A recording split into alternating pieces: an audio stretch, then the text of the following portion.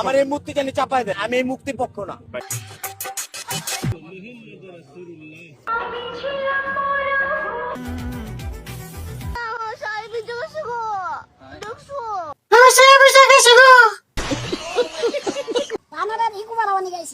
তামসাটা দেখছেন নাই, হুজুর নাকি বানরের ইকু বানাইবার গেছে। বুঝা নাই? বিশ্বাস করেন রাসেল ভাই, বানর গুনা হুজুরে দেওয়ার পরে কইতাছে মনে মনে যে আমার খালাতো ভাই কোন থেকে আসে।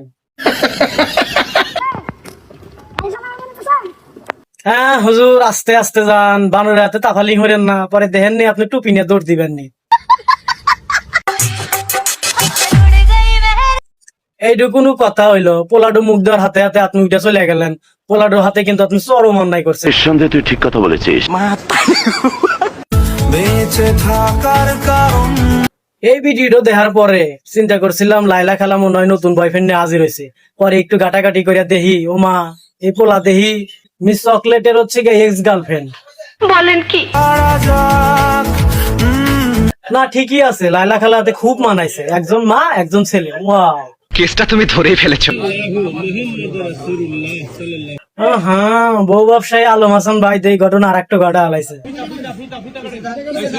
আলম হাসান ভাই নতুন আর একটা বিয়ে হইয়া শোরুম উদ্বোধনের সাথে সাথে বউ আনবক্সিং করে হালাইছে, তাই তো দেখতেছি।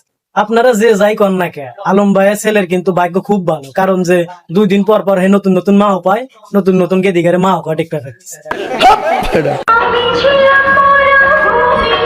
আরে কাকা, কাকা, ও কাকা হিরো, তুমি এর কি শুরু করলা? হিরো আলম কাকা 2 দিন পর পর একটরে নায়িকা ধরে নিয়ে এসো আর তাফালিং শুরু করে দাও আমাদের মধ্যে, এটা ঠিক না কাকা। আমার এই মূর্তি জানি চাপাই দেন, আমি এই মুক্তির। ওরে বাবা রে বাবা, সেলুট সুজন কয় কি হে নাকি মূর্তি পক্ষ না, দেখছাও কয় কি হে হলি প্রথম সেলুট জুলাই যোদ্ধা, আর হে বলে মূর্তি পছন্দ করে না, বিরোধী কোনো মূর্তি থাকবে না। হ্যাঁ হ্যাঁ সুজন ভাই ঠিকই বলছেন, মুক্তি থাকবো না। মুক্তি কিসের নিকে থাকবো? আপনারা কিসের নিকে তাক রিক্সায় উঠাইলেন?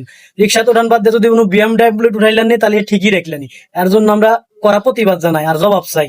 মূর্তি কোনোভাবে থাকা সম্ভব না।